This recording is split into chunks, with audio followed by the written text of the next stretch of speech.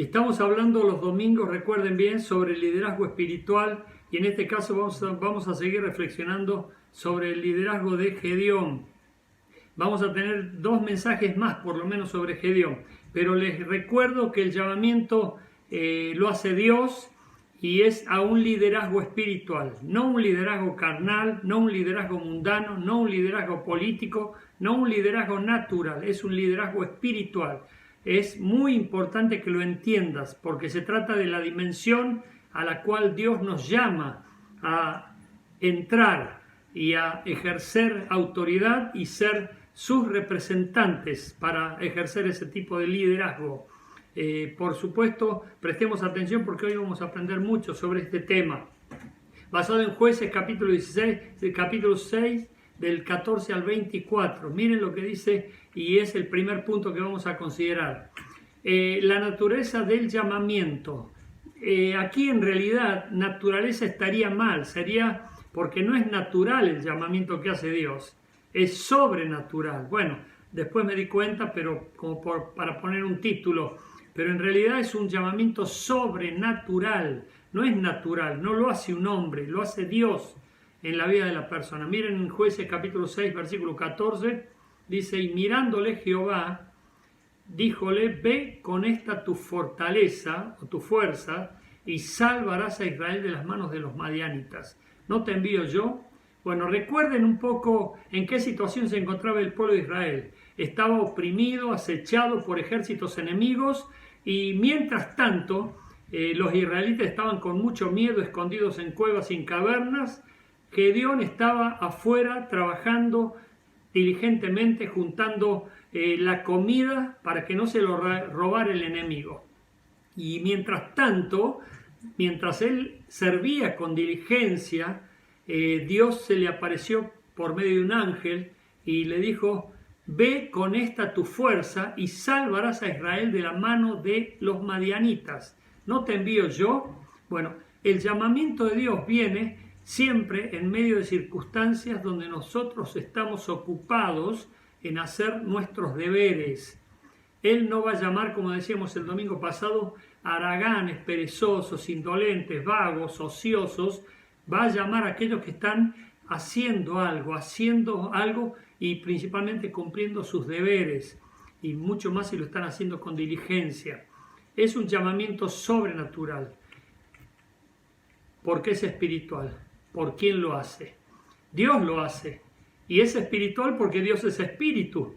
Nosotros tenemos que entender esto. Si no entendemos esto, vamos a andar equivocados en la vida espiritual, en la vida cristiana.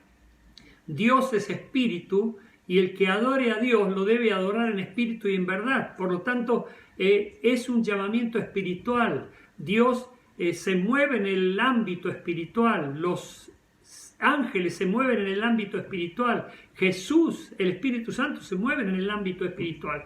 Y Él nos invita a entrar en esa dimensión espiritual también.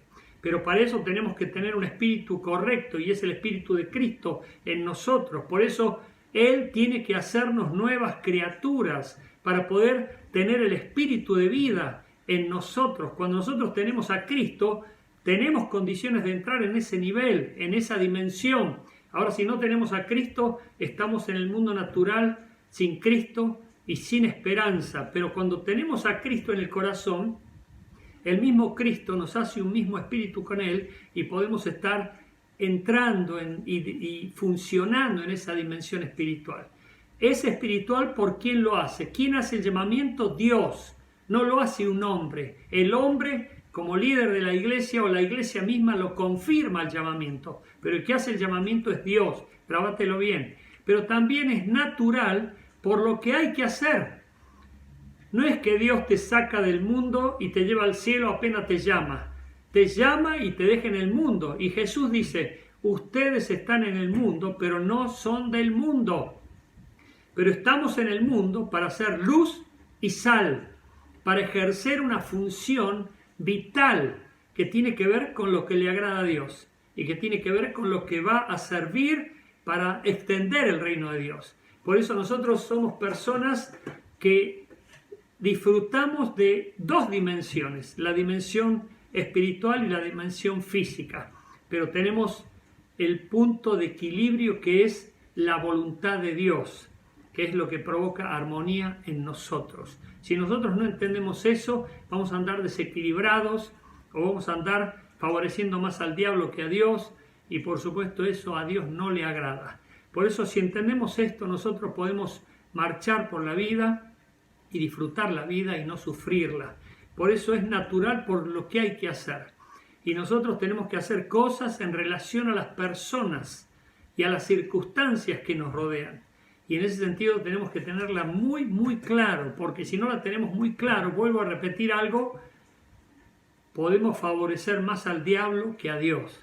Y en ese sentido tenemos que tener muchísimo cuidado, porque algunos creyentes, cristianos o cristianas, porque han sido llamadas por Dios o llamados por Dios, por no tener este equilibrio, terminan favoreciendo más a Satanás que a Dios. Ya lo voy a explicar un poco mejor.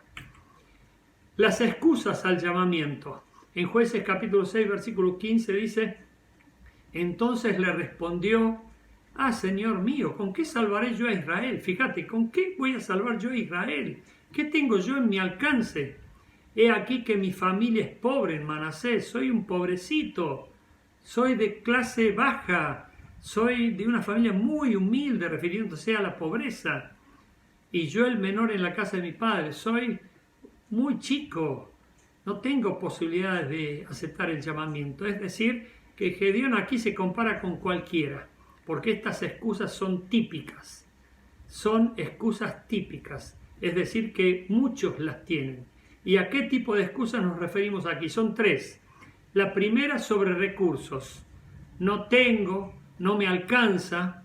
Iglesia, Dios es el dueño del oro y de la plata. Si tu preocupación son los recursos, bueno, estás con falta de fe. Estás sin conocer a Dios y sus posibilidades ilimitadas. Dios es dueño del oro y de la plata. Vos tenés cuidado con eso. Si sos un llamado de Dios, Dios se hace cargo en ese sentido. Eso no quiere decir que no trabajes. Ojo, tenés que ser el mejor empleado, el mejor trabajador. Pero los recursos son de Dios. Y Dios tiene de sobra lo que a nosotros nos falta. Gedeón le decía: yo no tengo, soy pobrecito. Y yo les dije muchas veces que ya esas respuestas están ya como fijas en la mente de las personas, porque se las puso el diablo. No tengo, no me alcanza, es siempre lo mismo. Y sin embargo Dios es quien es proveedor para todas nuestras necesidades. ¿Y cómo no nos dará todas las cosas si no escatimó ni aún a su propio Hijo? Sobre la condición social, yo no tengo estudios, soy de condición muy baja, mi estatus social no da la talla. Y yo quiero poner de ejemplo a todos los que se han esforzado y han confiado en Dios para progresar, para seguir avanzando en la estatura intelectual, pero también en la estatura espiritual. Hay muchas personas que provinieron de diferentes círculos sociales y sin embargo, no prestándole ninguna atención a eso, se entregaron a servir a Dios y Dios las proyectó de una manera ilimitada. Y todavía lo sigue haciendo. Yo me acuerdo, relacionado con esto, que cuando Jesús llamó a Pedro y a los demás apóstoles, excepto Pablo, la mayoría eran gente del vulgo. ¿Qué significa del vulgo? Vulgares, es decir, ordinarias, comunes y corrientes. Pero Jesús, con su llamamiento, las transformó en extraordinarias. Gloria a Dios por aquellos que se animan a confiar en Dios y se ponen en sus manos para hacer su voluntad. Por eso repito algo que escuché y me gusta repetirlo y viene al caso. Dios no llama a los capacitados, capacita a los que llama, ya lo sabes bien. Así que Dios te va a capacitar a vos, que pensás que no tenés cultura, no tenés estudio, no tenés recursos, no tenés nivel. Dios te va a transformar de una manera extraordinaria y te va a levantar el estatus, la autoestima, todo, porque te va a usar con mucho poder. Amén. Los quiero ver decir amén. No puedo decir los quiero oír, los quiero ver. Sobre nosotros mismos. el concepto de muchas personas es una autoestima bajísima. No sirvo para nada, soy una basura, ¿quién me quiere a mí? Soy un pobrecito. Bueno, eso es del diablo. El diablo ha gestado esa mentalidad muy, muy fea en muchas personas. Sin embargo, Dios quiere transformar tu mentalidad, quiere transformarte a vos y quiere usarte y quiere hacer de vos un instrumento para su gloria.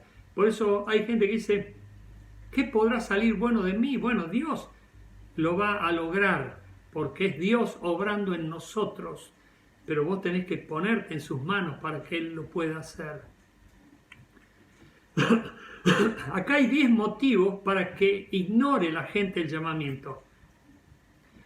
Los 10 motivos son rebeldía, miedo, incredulidad, comodidad, mundanalidad, confusión, carácter pasivo, negligencia, oposición, orgullo. Todas estas características se combinan en una misma persona para hacerle ignorar el llamamiento que recibió de Dios.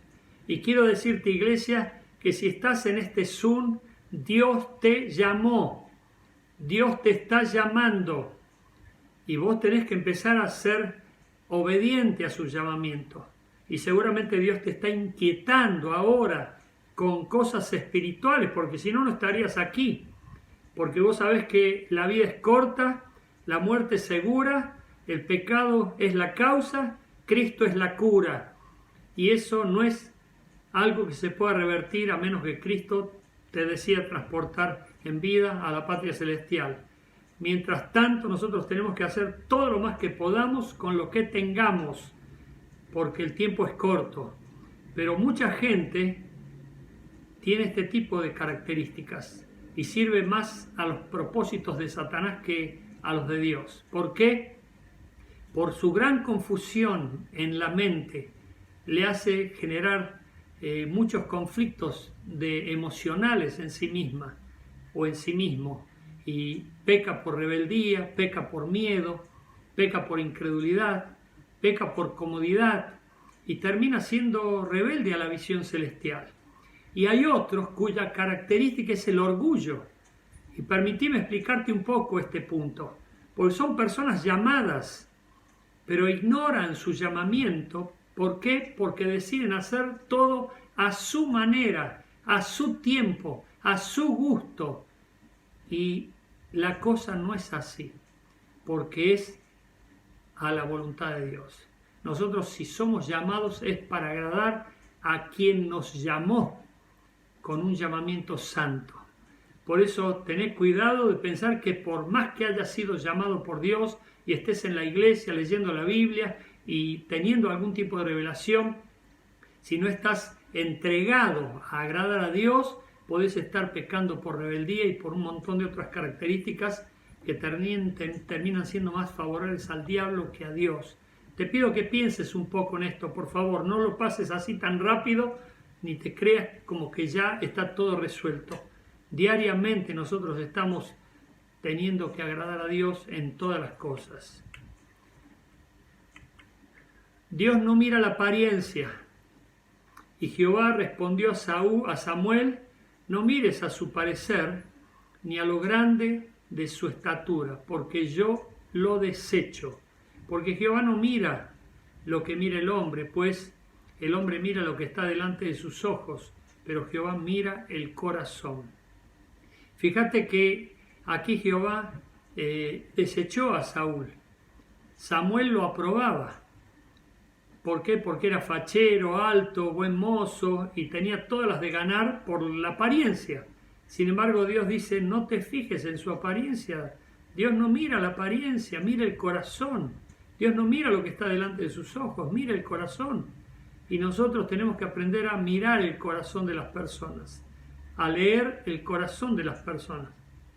¿Y querés que te diga una cosa, iglesia? Dios te permite esa gracia para usarte y poder bendecirte, porque si no, nosotros seríamos fácilmente engañados por las apariencias. y nos dejaríamos llevar mucho por las apariencias.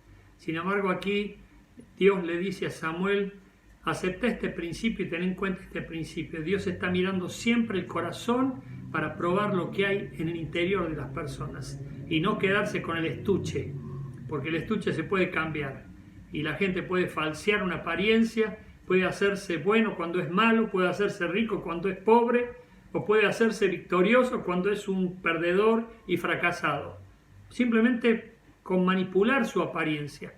Por eso nosotros tenemos que aprender a conocer lo que hay dentro de las personas para no dejarnos engañar.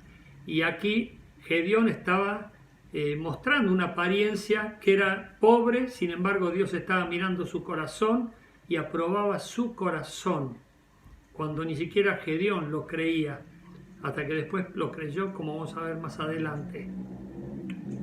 Para Dios le es lo mismo salvar con pocos o con muchos. Acá hay principios, iglesia, grábatelos bien.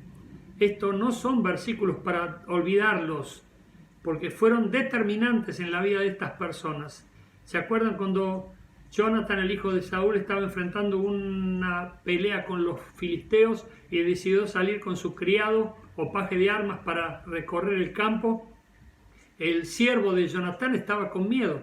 Dijo pues Jonatán a su paje de armas: ven, pasemos a la guarnición de estos incircuncisos o paganos.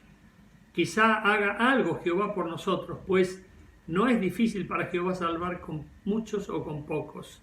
Grábatelo bien, porque para Dios le da lo mismo, porque para Dios no hay nadie que se le oponga ni quien se le oponga. Y para Dios es lo mismo salvar con poco o con muchos. Y lo va a demostrar Jueces capítulo 6 y 7 cuando veamos la victoria que obtuvo Gedeón con sus 300 hombres ante miles y miles y miles y miles y miles de madianitas que eran sus enemigos. Las promesas para cumplir el llamamiento. Estos son los recursos que vos tenés que tomar en cuenta, iglesia, para grabártelos. También son textos fundamentales. Si Dios te está llamando a vos a que los sirvas, entendé que hay promesas que van a ser recursos para tu vida. Y vos tenés que apropiarte de estos recursos, de estas promesas. Mirá lo que dije aquí. Y Jehová le dijo a Gedeón: ciertamente yo estaré contigo y derrotarás a los madianitas como a un solo hombre. No importa cuántos sean, no importa cuántos brujos haya en contra tuya, no importa si se sumaron todos los espiritistas, umbandistas, quimbandistas o mafiosos para atacarte. Dios va a permitir tu victoria como si fuese un solo hombre peleando contra todos ellos, porque no somos nosotros, sino que es Dios. Como leíamos el domingo pasado, es Dios peleando nuestras batallas, es Dios poniendo la cara por nosotros, siempre y cuando estemos en comunión con Él. Dos promesas preciosas. Yo estaré contigo y derrotarás a los madianitas como un solo hombre. Las promesas son su presencia y la victoria. Aleluya. En cuanto a su presencia, saluda a Dios. Decirle buen día Dios o buenas tardes Dios, como se te ocurra, pero tómalo en cuenta. No vivas ignorando su presencia. No seas inconsciente de su presencia, porque Él está. Él prometió estar con nosotros. Jesús mismo dijo: he aquí yo estoy con vosotros todos los días hasta el fin del mundo. Por lo tanto, saludá a Dios, bendecí a Dios, glorificá a Dios, adorá a Dios, alabá a Dios, celebrá la presencia de Dios y hacele notar que estás consciente y agradecido de su presencia. Porque en su presencia, ¿qué dice la Biblia? Hay plenitud de gozo, delicias a su diestra para siempre. Ahora, si no estás en su presencia, vas a estar con amargura, tristeza, nervios, bronca, rabia, odio, rencor y muchas otras cosas más. Por eso, tengamos cuidado y esforcémonos en el sentido literal para motivarnos a estar en su presencia, porque podemos alejarnos de su presencia también. Y eso nos va resultar en sufrimiento. Pero estando en su presencia, todo fluye, todo va a acomodarse de una manera armónica y perfecta. Y la victoria ya está asegurada por Jesucristo. Nosotros no es que vamos a pelear para ver si ganamos, ya hemos ganado. Somos más que vencedores por medio de Jesucristo. Y Él nos ha dado la victoria. Pues marchemos en victoria, no en derrota. Marchemos mostrando esa victoria que logró Cristo por nosotros en la cruz. Por eso siempre digo, cuando me preguntan, ¿cómo anda, pastor? Muy bien, gracias a Dios. Y sí, y yo le pregunto, ¿y vos cómo andás? Y en la lucha.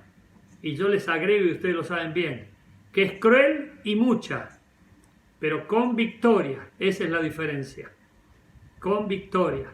Mientras estemos en este mundo vamos a estar afectados por diferentes adversidades. ¿Por qué? Porque el diablo todavía está, el pecado todavía está, la maldad todavía existe, la mentira todavía existe, la corrupción todavía existe. Bueno, pero cuando estemos en la patria celestial todo eso habrá desaparecido para siempre. Pero mientras estemos aquí y ahora, tenemos que estar enfrentándonos diariamente y peleando la buena batalla de la fe, pero en victoria, en victoria. Amén. Las dudas sobre quién nos llama. Este es un asunto crucial, muy serio, que le toca a muchas personas. Y él respondió, yo te ruego, esto lo dice Gedeón, como si nosotros mismos lo estuviésemos diciendo, que si he hallado gracia delante de ti, me dé señal de que tú has hablado conmigo. Pedile a Dios una señal de que Él te está hablando, porque a lo mejor está inquietando tu vida, para que no la desperdicies, para que seas útil, para que seas de bendición, para que puedas animarte a influenciar a otros, para que entren en el camino de Cristo, simplemente diciéndoles, lee la Biblia. A mí me ha hecho tanto bien, si es verdad, podés decirlo con autoridad. O vení a la iglesia, o comunicate por Zoom, te doy el ID para que vos también te ligues. Te va a hacer bien como a mí me hizo, si es verdad. Y eso te da autoridad. Pero pedirle una señal, porque hay posibilidades de que tengas dudas. ¿Quién me está hablando ahora? ¿Será Dios el que me está hablando? ¿O será el diablo? Dos posibilidades. Te puede hablar Dios o te puede hablar el diablo. Esto tenés que saberlo. Dios puede hablarte como también el diablo puede hablarte. Lo que te susurra el diablo es mentira, es perturbación, es más de lo mismo para que no hagas nada, para que no muevas un dedo, porque eso es lo que quiere el diablo. Pero cuando te habla Dios, te transmite paz, te desafía a algo mejor para bienestar y beneficio de la causa de Cristo, pero también de la causa de la gente que te rodea. Tiene que ver con ayuda al prójimo, con bendecir al prójimo y darle seguridad de vida eterna, porque todos vamos a morir, pero el tema es dónde pasaremos la eternidad, con Dios o con el diablo. Y nosotros que sabemos que si tenemos a Cristo vamos a resucitar para vida eterna, podemos decirle a la gente, conocí a Dios, entregate a Dios, o leí la Biblia, o vení a la iglesia, o sumate con nosotros a la oración. Pueden haber muchas formas, pero Dios puede hablarte también, y te puede perturbar, y te puede seguir atando la mente para generar basura, y te sientas cada vez peor y mal, y sigas en un camino de derrota y fracaso, en un desbarranco total de tu vida, cuando es el diablo quien habla. Yo te lo digo porque he asistido a muchas personas que se han dejado llevar por lo que el diablo le hablaba, y eso los terminó condenando. La señal principal que necesitamos ver, presta atención porque ya estoy terminando, la señal principal que necesitamos ver. Te ruego que no te vayas de aquí, le dice Gedeón a Dios o al ángel, hasta que a ti vuelva y saque mi ofrenda.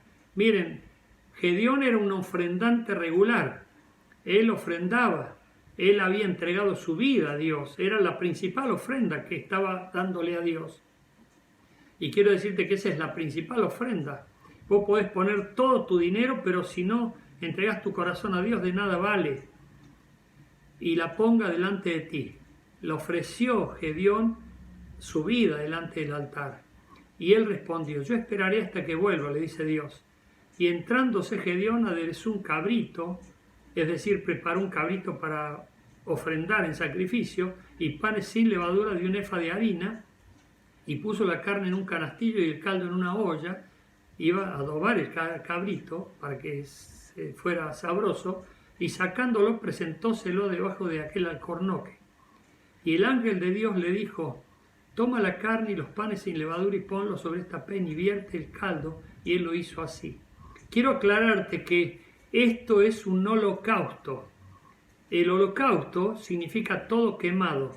En griego, holo significa todo, y causto viene de soda cáustica, es decir, algo todo quemado. No era que Gedeón estaba ofrendando algo a Dios para después comérselo él, no. Él estaba ofrendando a Dios algo que iba a desaparecer, iba a hacerse cenizas, iba a quemarse todo delante del altar porque era un holocausto. Y eso es la ofrenda de Gedeón y esa es la principal ofrenda. Cuando le entregamos algo a Dios, tenemos que entregárselo de corazón, no pensando que Él nos va a dar algo a cambio, porque eso sería especulación. Y Dios no acepta especulación con Él. Cuando nos entregamos a Dios tenemos que entregarnos de corazón sincero y absoluto. Y Él va a ver esa entrega y obviamente va a actuar en consecuencia. Y acá vamos a ver la principal señal que tenemos que ver. Y extendiendo el ángel de Jehová el bordón que tenía en su mano, tocó con la punta en la carne y en los panes sin levadura y subió fuego delante de la peña. Escucha, el cual consumió la carne y los panes sin levadura, o sea, los consumió todos, los dejó cenizas. Y el ángel de Jehová desapareció delante de él, y viendo Gedeón que era el ángel de Jehová, dijo, Señor Jehová, que he visto el ángel de Jehová cara a cara. Y Jehová le dijo, paz a ti. Y esta es la principal señal, la paz. Paz a ti, no tengas temor, no morirás. Y edificó allí Gedeón altar a Jehová, el que llamó Jehová Shalom, está hasta hoy en Ofra de los abiseritas. La principal señal que se tiene que ver en la vida de un llamado es la paz. Lo primero que tenés que sentir vos cuando estás experimentando el llamamiento de Dios es la paz. Esa paz que te quita cargas, es la paz de la conciencia, es la paz de saber que estás haciendo la voluntad de Dios. Es la paz de saber que no tenés que hacer ninguna otra cosa sino lo que Dios te está demandando que hagas. Yo te cuento mi experiencia. Yo estaba trabajando muy bien en una empresa en Río, me iba muy bien económicamente, tenía una sociedad con un brasilero, pero nos iba muy bien. Pero empecé a ir a la iglesia en ese tiempo, era nuevito. Me acerqué a la iglesia, me gustó, me llegaban los mensajes, compré una Biblia, empecé a asistir regularmente, era nuevito. Y un día un diácono se acerca a mí y me dice, sentate, quiero hacerte unas preguntas, y me pregunta sobre mi familia. Y me dice, ¿toda tu familia es cristiana? Digo, bueno, no como yo lo entiendo ahora. Y él me empezó a preguntar dónde se iban a ir si morían. Y por supuesto, yo le dije, no sé. Y él me dijo, porque los que van con Cristo van al cielo, los que van sin Cristo no van al cielo. Y bueno, eso cargó mi vida.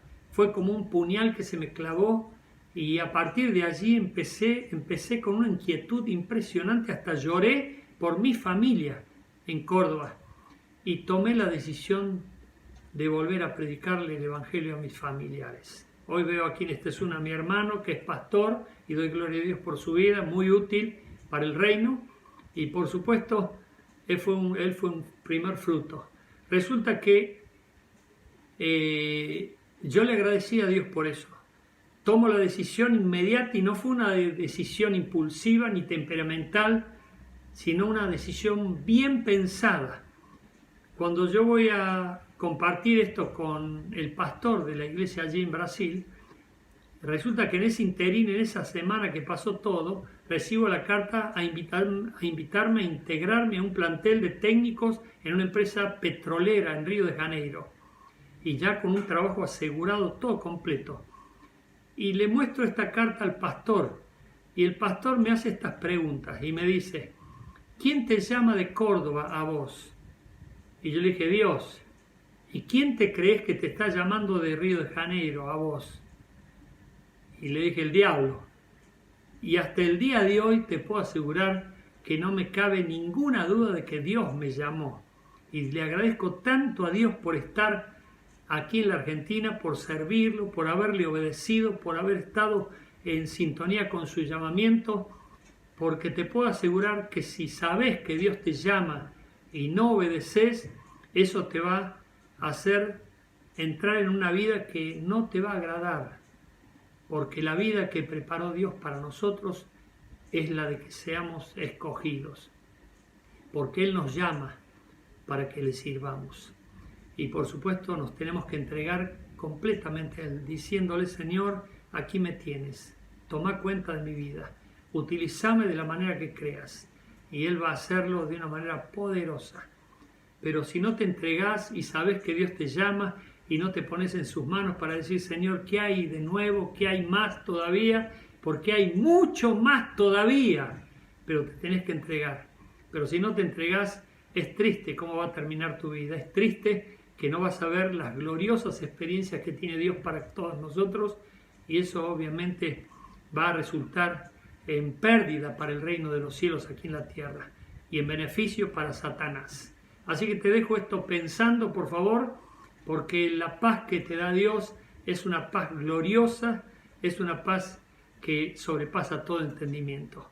Y lo pueden entender aquellos que experimentan este llamamiento tan glorioso para un liderazgo espiritual. Te invito, iglesia, a que ahora cierres tus ojos, inclines tus rostros y vamos a ponernos en las manos de Dios para que Él confirme este llamamiento, porque ya hemos sido llamados. Tenés que decirle a Dios, aquí me tenés, heme aquí, Señor.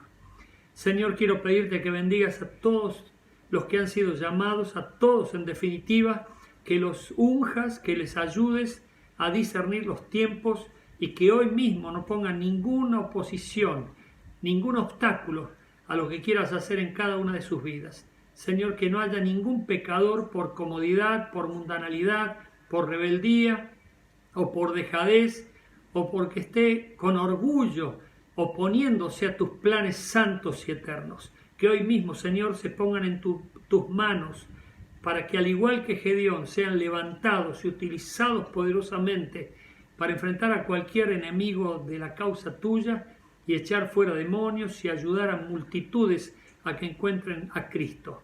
Bendecí a tu pueblo ahora y declaro este llamamiento sobre tu iglesia y que hoy mismo sean inquietados los corazones y las almas de aquellos que van a decidir a favor de tu causa. En Cristo Jesús te lo pido. Amén. Amén. Que así sea.